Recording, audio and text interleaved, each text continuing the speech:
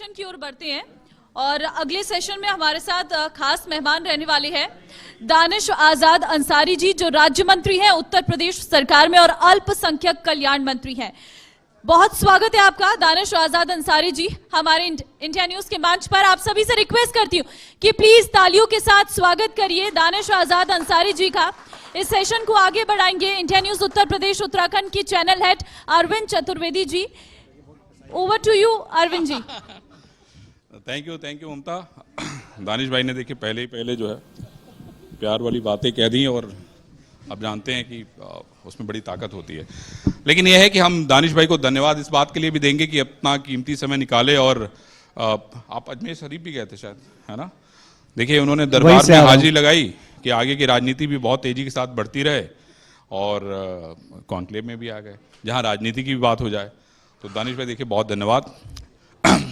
आपके मंत्रालय की आजकल चर्चा बहुत हो रही है खूब। आपका मंत्रालय में चूंकि उत्तर प्रदेश बहुत बड़ा राज्य है, पूरा देश यूपी को मॉडल के तौर पे देखता है, तो मुझे ये बताइए कि पहले तो हम क्या कर रहे हैं, आप कौन सा नया काम करने जा रहे हैं? खास तौर पे मदरसों की जब हम बात करते हैं तो हमें ये नज़र आता है कि भाई एक कमरा होगा, उसमें ज़मीन पे बैठे हुए कुछ छात्र होंगे और उनके हाथ में स्लेट या जो है एक कॉपी नज़र आती है, उसमें आधुनिकता नहीं दिखती है जो मदरसों में पढ़ाई होती है जहां हमें कभी जाने का मौका मिला है। क्या बदलाव भारतीय जनता पार्टी करने जा रही है? मैं आपसे ये समझना चाहता हूं कि आने वाले दिनों में हम क्या करने जा रहे हैं, बीजेपी क्या करने जा रही है?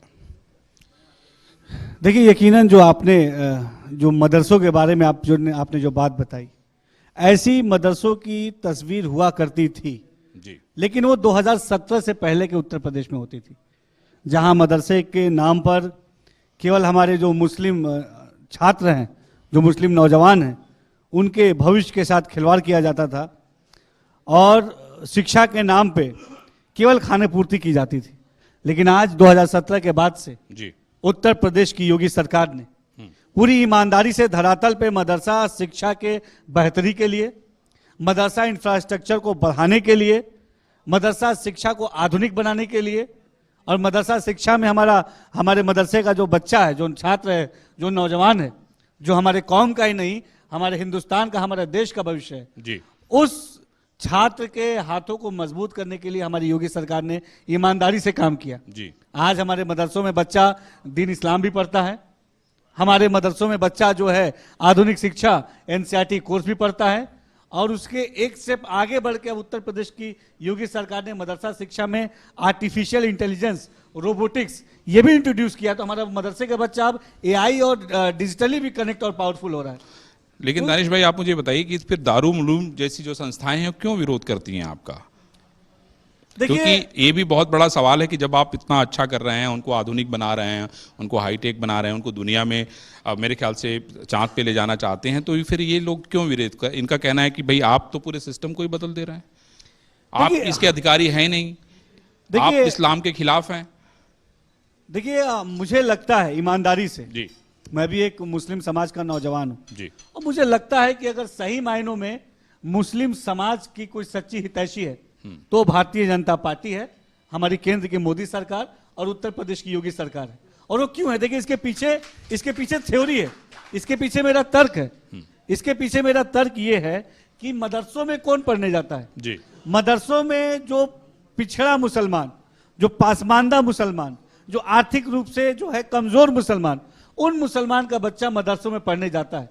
तो आम मुस्लिम नौजवान को भी अच्छी शिक्षा, क्वालिटी ऑफ एजुकेशन। तो क्या ये दारुल उलूम वाले क्या पसमानदा मुसलमान, पिछड़े मुसलमान, गरीब मुसलमानों के विरोधी हैं क्या? ये नहीं, इसको समझना होगा ना भाई। ये आपके यहाँ उनके बहुत बड़ी बड़ी संस्थाएं हैं, वहाँ पे पूरे दुनिया भर से लोग पढ़ने के लिए आते हैं, बहुत बड़े बड़े सम्मेलन करते हैं तो उसमें पूरे दुनिया भर से भाग लेने के लिए आते हैं। तो क्या भारतीय जनता पार्टी या दानिश आजाद अंसारी या आप लोगों की सोच इन लोगों की सोच को प्रभावित नहीं कर पा रही है? मेरे मन में ये सवाल है, क्योंकि मैं जब भी देखता हूं कि सरकार ने अगर कोई काम किया तो उन्होंने अगली मजलिस बुला ली, बोले आओ जी सब पूरे देश से आओ, हम इस पे फैसला करेंगे, हम इस पे तय करेंगे। मुझे याद है आप लोग मदरसों की जब गिनती करा रहे थे, गणना करा रहे थे कि भाई आप मुझे बताइए कि आपने कब बनाया, आप मुझे सर्टिफिकेट दीजिए कि आपने कब रजिस्ट्रेशन कराया, आप मुझे बताइए कि आपके यहाँ फंडिंग कहाँ से आ रही है। उसके बाद इन्होंने तुरंत उस पर ऑब्जेक्शन किया था, आपको भी याद है, मुझे भी याद है। तो ये वैचारिक बदलाव, भाई देखिए तरक्की तो तभी होगी जब वैचारिक बदलाव होगा, जब विचार मिलेंगे। तो आप लोगों की कभी बात होती है कभी किसी फोरम पे? देखिए, हमारी जो सरकार है, जी चाहे केंद्र की मोदी सरकार हो, उत्तर प्रदेश की योगी सरकार हो, हमने हमेशा संवाद के माध्यम से बेहतर भविष्य की तरफ अपने समाज को आगे ले जाने की नीयत से काम किया है। जी हमेशा हमने संवाद के रास्ते खुले रखे। जब मैं 2022 में मुझे माइनॉरिटी वेलफेयर डिपार्टमेंट की जिम्मेदारी मिली, जी तो मैंने सबसे पहले जो है उत्तर प्रदेश में एक स्टेप लिया, और जो ऐसे मदरसे जो हमारे मदरसा बोर्ड से रिकॉग्नाइज नहीं है, एफिलिएटेड नहीं है, मैंने उनका सर्वे कराया। सर्वे का मकसद बहुत साफ और बहुत क्लियर था कि ऐसे कितने मदरसे हैं, उनका इंफ्रास्ट्रक्चर की स्थिति क्या है, वहां के पढ़ने वाले बच्चों की स्थिति क्या है, क्योंकि वहां बड़ी संख्या में हमारे बच्चे पढ़ने जाते हैं, तो उनका भविष्य किस दिशा में आगे बढ़ रहा है, इस सोच के साथ तो दानिश भाई कितने मदरसे आपको अवैध मिले, कितने वैध मिले? देखिए, सबसे पहले तो ये वैध अवैध का ये कोई झगड़ा नहीं, नहीं हम ये कही नहीं गैर रहे हैं। मान्यता प्राप्त मदरसों का हमने हाँ। सर्वे कराया, जी। और लगभग 8,000 मदरसे हमें उत्तर प्रदेश में गैर मान्यता प्राप्त मिले। गैर मान्यता प्राप्त, गैर अगर मान्यता हम सही शब्द कहे तो गैर मान्यता गैर मान्यता प्राप्त। प्राप्त, उसको हम अवैध नहीं कहते हैं। नहीं, उसको देखिए हमने उसको वैध अवैध के अखाड़े में नहीं डालना। नहीं, लोग कह रहे हैं ना, इसलिए मैंने पूछ लिया। देखिए, हम योगी सरकार क्या कह रही है? जी योगी सरकार साफ तौर पे, स्पष्ट तौर पे, ईमानदारी से कह रही है कि हमारा मुस्लिम नौजवान, हमारा मुस्लिम समाज ये वोट बैंक की तरह इस्तेमाल नहीं होना चाहिए। हमेशा कुछ दल हैं, और खासतौर पे कांग्रेस है, समाजवादी पार्टी है, इसने हमेशा मुस्लिम समाज को वोट बैंक के चश्मे से देखा। हमारा वोट तो लिया, देखिए मैं बहुत ईमानदारी की बात कर रहा हूं, उन्होंने हमारा वोट तो लिया, लेकिन कभी भी हमारे डेवलपमेंट के लिए, हमारी तरक्की के लिए, हमारी शिक्षा, स्वास्थ्य, रोजगार, उद्योग, हमारे व्यापार के बढ़ावा देने के लिए कभी कोई काम नहीं किया। लेकिन हमारी योगी सरकार पूरी ईमानदारी से प्रधानमंत्री मोदी जी के नेतृत्व में हमने मुस्लिम समाज को इंकरेज करने का, उनको इंपावर करने का, उनको अपलिफ्ट करने का काम किया। और आज आप देखिए, मदरसों की एक तस्वीर बदली है। आज मदरसों में अभी चंद्रयान 3 की जब सॉफ्ट लैंडिंग हुई, उत्तर प्रदेश के मदरसों में इसका लाइव प्रसारण देखा गया। पहली बार ऐसा हुआ हिंदुस्तान के किसी प्रदेश में, और वहां के मदरसों से जो तस्वीर पूरे देश ने देखी कि हिंदुस्तान जिंदाबाद के नारे भी आए, और वहां के बच्चे, उन्होंने साइंस में, टेक्नोलॉजी में, विज्ञान के क्षेत्र में अपना इंटरेस्ट भी दिखाया। उसी से हमने प्रेरणा पाके अभी हमने 4 अक्टूबर को हमने आर्टिफिशियल इंटेलिजेंस को भी मदरसे में इंट्रोड्यूस कराया। हमारी टीम UPAI, ये पब्लिक डोमेन पे भी है, वेबसाइट है www.teamupai.com, इस पे कोई भी जाके, आज से उसकी शुरुआत हुई है। क्या बात है। और हर दिन एक आर्टिफिशियल इंटेलिजेंस का उस पे कोर्स, उस पे वीडियो अपलोड होगा। हमारे मदरसे का बच्चा उसमें डायरेक्ट देख सकता है, और जो हुनरमंद है, जो मदरसे का बच्चा टैलेंटेड है, निश्चित तौर पे मदरसे से हम अभी तक ये बात करते थे कि मदरसों से बच्चा जो है डॉक्टर इंजीनियर बने, उससे एक कदम आगे बढ़ के हमने ये कहा कि मदरसे का बच्चा अब साइंटिस्ट भी बने, वैज्ञानिक भी बने, और कलाम साहब के सपने को पूरा करे। इस लक्ष्य के साथ हम काम बहुत बढ़िया। देखिए, बड़ी अच्छी बात आपने दानिश आजाद अंसारी ने कही है कि इसमें कोई शक नहीं है कि अगर आपको तरक्की करनी है, गरीब से गरीब आदमी तरक्की करके पढ़ाई के जरिए दुनिया में कहीं भी जा सकता है, नासा में जा सकता है, अंतरिक्ष में जा सकता है, चांद पे जा सकता है, और उसके लिए पढ़ाई बहुत जरूरी है, और मदरसों में बदलाव भी जरूरी है। अब हम लोग राजनीति पे आते हैं। हमने ये देखा कि भाई प्रधानमंत्री जी जो हैं वो मुसलमानों को लेके बहुत कंसर्न है, खासतौर पे पसमानदा मुसलमानों को लेके उन्होंने अपने स्पीच में कहा।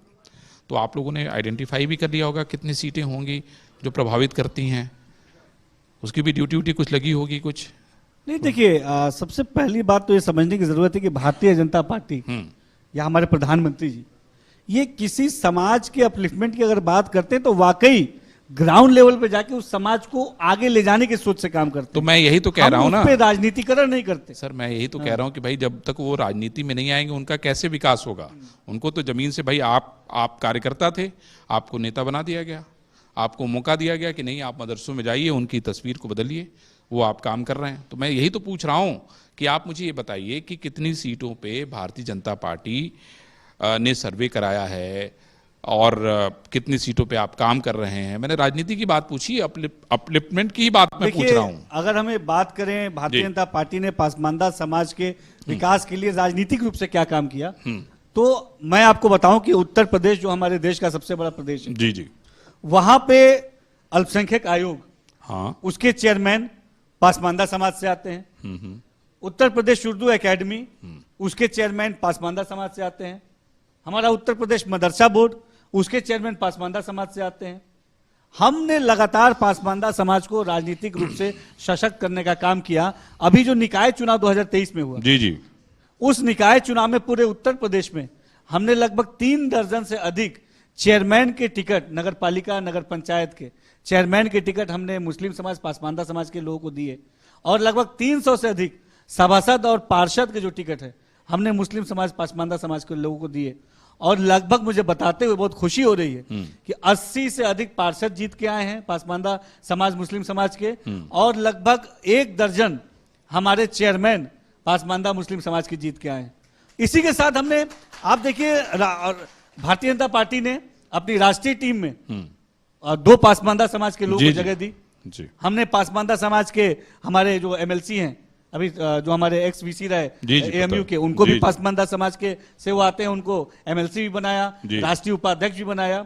शिक्षा के क्षेत्र में जम्मू कश्मीर से भी लिया है सर, एक जम्मू कश्मीर से भी हमने राज्यसभा लिया खदान साहब को। तो हमने लगातार राजनीतिक रूप से मजबूत करने का काम पासमानदा समाज के जो लोग हैं उनको किया, और ईमानदारी से हमने किसी आम पासमानदा समाज के लोग, जो परिवार के लोग हैं, उनमें से सेलेक्ट करके उनको अपलिफ्ट करने का काम किया, क्योंकि वो लोग सही पासमानदा समाज। तो मैं ये मान के चलूं कि मतलब आने वाले दिनों में हम लोग ये देखेंगे कि जो है मुसलमान समाज का वोट भी भाजपा को जितना मिलना चाहिए, जितनी उम्मीद कर रहे हैं, जितना, क्योंकि तेलंगाना बहुत इंपॉर्टेंट है, कर्नाटक बहुत इंपॉर्टेंट है, इधर मध्य प्रदेश, छत्तीसगढ़, राजस्थान बहुत इंपॉर्टेंट है, और आपके पास तो सारे आंकड़े भी होंगे कि कौन कहाँ कितना है, कहाँ से गणित बिठाया जाए कि इधर से उधर जोड़ ले, हैं? देखिए, मुस्लिम समाज ने अब आगे बढ़ के भारतीय जनता पार्टी को गले लगाना शुरू कर दिया है।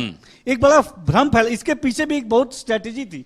ये विपक्ष के जो कांग्रेस, समाजवादी पार्टी, तमाम इन दलों की, इन्होंने हमेशा मुस्लिम समाज को गुमराह करने का काम किया, भारतीय जनता पार्टी से डरा के रखने का काम किया। लेकिन जब मुसलमानों ने सही मायनों में 2014 के बाद से केंद्र सरकार का, और उत्तर प्रदेश में 2017 के बाद से उत्तर प्रदेश की योगी सरकार के काम को देखा, तो उनके अंदर एक विश्वास आया, और आगे बढ़ के आप देखिए, निकाय चुनाव में मैंने बताया कि खुद खुल के वोट मिला। हाँ, लेकिन हम लोग 22 के चुनाव में मिला। दानिश भाई, ये तो बात हम समझ रहे हैं, लेकिन अभी हम अगर यही हार्डकोर पश्चिम उत्तर प्रदेश में चले जाएं, रामपुर चले जाएं, सहारनपुर चले जाएं, देवबंद चले जाएं, उसके आगे पीलीभीत चले जाएं। रामपुर में हमारे एमपी भी जीते हैं, रामपुर में हमारे एमएलए भी जीते। हाँ, लेकिन वो जहां 50%, लेकिन वो सब उपचुनाव जीते हैं। उपचुनाव में आखिर वही कमेटी में वोट करने आती है, चुनाव में भी और उपचुनाव में भी। 50% से ज्यादा रामपुर में मुस्लिम समाज की आबादी है, मुझे पता है। और अगर वहां पे भारतीय जनता पार्टी के प्रत्याशी ने जीत हासिल की है, तो इसका साफ मतलब है कि मुसलमानों ने आगे बढ़ के भारतीय जनता पार्टी घोसी आप क्यों हार गए? घोसी क्यों हार गए? वो अलग बात है। हमने कहा शुरुआत, वहां भी बहुत मुसलमान है, घोसी में भी शुरुआत हो चुकी है, घोसी में भी मुसलमान बहुत है। घोसी का जो निकाय चुनाव हुआ, उसके चेयरमैन भारतीय जनता पार्टी के प्रत्याशी जीते हैं, अभी 6 महीने पहले जो चुनाव। मतलब आप कहना चाहते हैं कि अब लोग विश्वास में हैं? शुरुआत, एक पॉजिटिव शुरुआत हो गई है, सकारात्मक माहौल भारतीय जनता पार्टी के प्रति हमारे मुस्लिम समाज के अंदर आज एक है, और जिस तरीके से सभी जो हमारी योजनाएं हैं वो धरातल पे बड़ी संख्या में मुस्लिम समाज को उसका लाभ मिल रहा है। प्रधानमंत्री आवास योजना हो गया, उज्ज्वला योजना हो गया, आयुष्मान योजना हो गया, निःशुल्क राशन योजना हो गया, सीधी हिस्सेदारी बड़ी संख्या में हमारे मुस्लिम समाज को उसमें मिल रही है, और आज मुस्लिम समाज भारतीय जनता पार्टी पे पूरा विश्वास करता है। दानिश भाई, ये बताओ कि अभी मैं देख रहा था, देखिए मध्य प्रदेश में कितने बड़े बड़े लोगों को चुनाव लड़ने के लिए भेज दिया गया, बोले जाओ चुनाव लड़ो, तो लोकसभा में हम क्या उम्मीद करें? मतलब दानिश आजाद अंसारी भी कहीं से किस्मत आजमाएंगे? आप सोचते हैं कभी ऐसा? देखिए, दानिश आजाद अंसारी भारतीय जनता पार्टी के कार्यकर्ता है, और हम ईमानदारी से संगठन के माध्यम से समाज की सेवा की नियत से काम करते हैं। निश्चित तौर पे आज पार्टी ने हमें जिम्मेदारी दी है समाज की सेवा करने की, और हम सब, हमारा लक्ष्य समाज की सेवा है, हमारे अल्पसंख्यक समाज का विकास है, हमारे खास तौर पर जो मुस्लिम, क्योंकि मैं खुद एक नौजवान हूं, तो मुझे मुस्लिम नौजवानों को आगे बढ़ के उनको रोजगार से, अच्छे स्वास्थ्य से, अच्छी शिक्षा से कनेक्ट करना है। तो मेरा लक्ष्य वर्तमान में अपने मुस्लिम समाज के डेवलपमेंट का है, और निश्चित तौर पे हम पूरी ईमानदारी से जो हमें जिम्मेदारी मिली है उस पे काम कर रहे हैं, और जो मिलेगी वो करेंगे। हम कार्यकर्ता हैं, जो भी जिम्मेदारी मिलेगी काम करेंगे। सारे नेता यही कहते हैं भाई, हम तो कह रहे हैं भारतीय जनता पार्टी की अनुशासित पार्टी है, और हमें जो रोल मिलता है हम उस रोल में पूरी ईमानदारी से जी जान लगा के उस रोल पे सफलता पाने के लिए काम करते हैं। दानिश भाई, एक और मेरे मन में सवाल है कि बहुत सारे संगठन यहाँ पे ऐसे हैं जो उत्तर प्रदेश में काम कर रहे हैं। नेपाल बॉर्डर से हम लोग अभी हाल में रिपोर्ट में पढ़ रहा था। उसके अलावा अगर हम इधर गोरखपुर वाला बॉर्डर देखें और इधर बहराइच वाला बॉर्डर देखें, वहाँ से भी अक्सर हमें रिपोर्ट्स मिलती रहती हैं। ख़ास तौर पे अभी जो सबसे जो बड़ी बात है वो है एक तो बांग्लादेशी मुसलमान, ठीक है, उसमें बहुत सारे रोहिंग्या की बात करते हैं। उत्तर प्रदेश में बहुत सारे रोहिंग्या समय समय पे पकड़े जाते हैं। मुझे ये बताइए कि जो बाकी अदर मुस्लिम्स कम्युनिटी है उसको अभी तक भारतीय जनता पार्टी ने क्यों टच नहीं किया है? एक तो पसमानदा की बात हो गई हमारी, लेकिन उसके अलावा भी बहुत सारे हैं, सुन्नी हैं, सिया हैं, बहुत सारे लोग हैं, है ना, अलग अलग कम्युनिटी हैं। तो उसके बारे में आपकी राय, आपकी पार्टी की राय क्या है?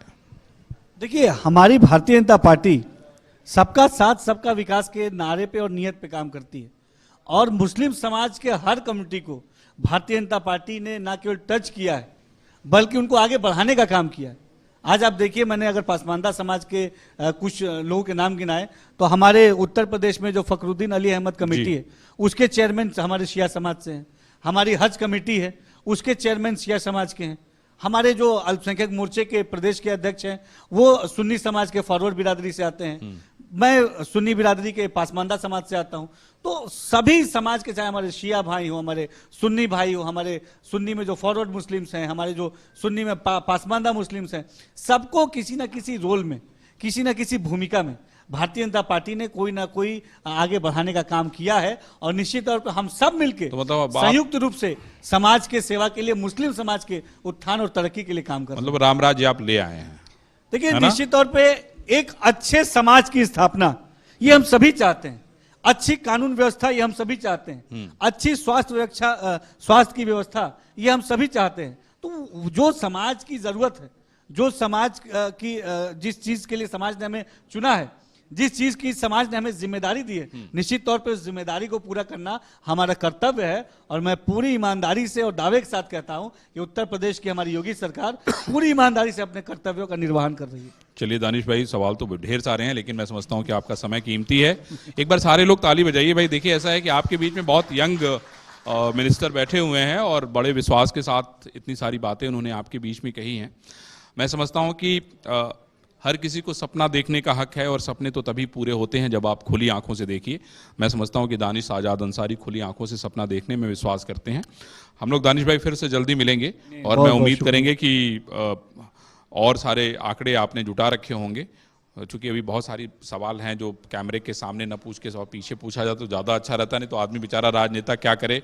आप अपने पार्टी के बंधन में बंधे हुए हैं और मैं भी अपने पत्रकारिता के बंधन में बंधा हुआ हूँ। तो दानिश भाई, आप आए, आपने कीमती समय निकाला। लास्ट में मेरा इनपुट ये है प्लीज कि देखिए, उत्तर प्रदेश में हमारे यहाँ 16,513 जी हमारे मान्यता प्राप्त मदरसे हैं जी, जिसमें हमने उसको यूडाइस कोर्स से कनेक्ट किया है ताकि हमें सही अपने छात्रों का आंकड़ा भी मिले। तो 13,92,326 हमारे मदरसा में पढ़ रहे हैं छात्र। ठीक है। इसके साथ साथ हमारे जो मदरसे में बच्चा स्पोर्ट्स एक्टिविटी में भी आगे बढ़े, साइंस टेक्नोलॉजी में भी आगे बढ़े, उसके लिए भी हमने काम किया। मैंने आपको बताया। हमारे मुस्लिम नौजवान, खास तौर पर जो मुस्लिम नौजवानों को आगे बढ़ाने के लिए उत्तर प्रदेश की योगी सरकार ने विशेष रोजगार मेले उत्तर प्रदेश के हर मंडल में लगाना भी शुरू किया है। अभी लखनऊ में लगा, आजमगढ़ में लगा, गोरखपुर में लगा, जल्दी हम जहां आगरा में बैठे हैं वहां भी लगने वाला है। इसके साथ साथ जो हमारे मदरसे के जो मुस्लिम यूथ है, जो मुस्लिम नौजवान जो अपने उद्योग को आगे बढ़ावा देना चाहते हैं, उसके लिए हमारी उत्तर प्रदेश की योगी सरकार विशेष जो लोन स्कीम है, बैंक्स मेले हैं, ये अलग अलग प्रदेश के अलग अलग जिलों में लगाने का काम कर रही है। तो ओवरऑल हमारे मुस्लिम समाज की जो जरूरतें हैं, जो छोटे छोटे मुस्लिम समाज हमारा वो छोटे छोटे उद्योगों से भी जुड़ा हुआ है, उन उद्योग को बढ़ावा देना। अभी हमारे उत्तर प्रदेश बुनकर हैं, बुनकर भाइयों के लिए बिजली बिल का फ्लैट रेट अभी ईद से पहले रमजान के पाक महीने में हमारी उत्तर प्रदेश की योगी सरकार ने बुनकर भाइयों को बिजली बिल का फ्लैट रेट देने का काम किया। बुनकर अभी कालीन का एक्सपो मार्ट 8 तारीख से 11 तारीख तक भदोई में लगने वाला है।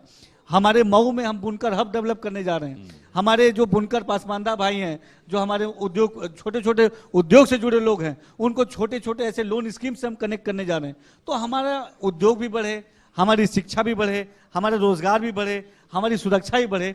तो ओवरऑल इन और तमाम दानिश चीजों भाई को भी ये सब सारे काम करके आगे बढ़े, है ना? सबका साथ सबका है ना? विकास। हाँ, देखिए ये दानिश भाई ने बहुत ही मूल मंत्र कह दिया, सबका साथ सबका विकास। इसीलिए सबको साथ लेके चलना है जिससे कि राजनीति आगे बढ़े और दानिश भाई को फिर हम लोग किसी नई जगह देखें। दानिश आजाद अंसारी ने अपना कीमती वक्त निकाला, अपना कीमती समय दिया, इंडिया न्यूज के इस बड़े कार्यक्रम में आए। आपको बहुत धन्यवाद सर, बहुत बहुत धन्यवाद। Thank you very much, thank you.